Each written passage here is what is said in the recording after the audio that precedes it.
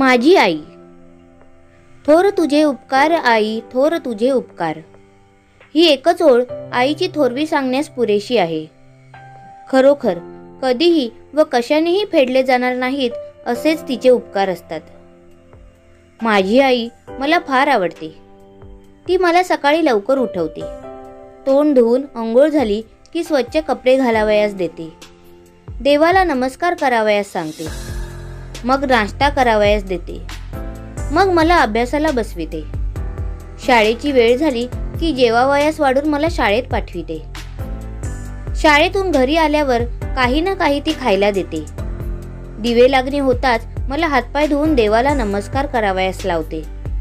शुभम करोती कल्याणम मनाचे श्लोक व उजळणी म्हणून घेते. मी आजारी पडले तर आई रात्रंदिवस माझी काळजी घेते. मी गुणी बनावे व प्रकृतीने निकोप राहावे म्हणून ती मला चांगल्या सवयी लावते. मी परीक्षेत पहिला नंबर काढते. त्यामुळे माझ्या आईला फार आनंद होतो.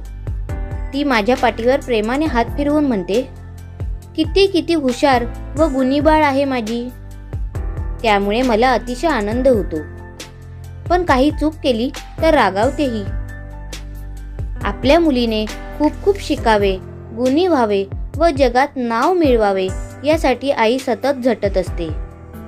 म्हणूनच मला माझी आई खूप खूप आवडते आणि पुन्हा एकदा म्हणावेसे वाटते, स्वामी तिन्ही जगाचा, आई विना भिकारी.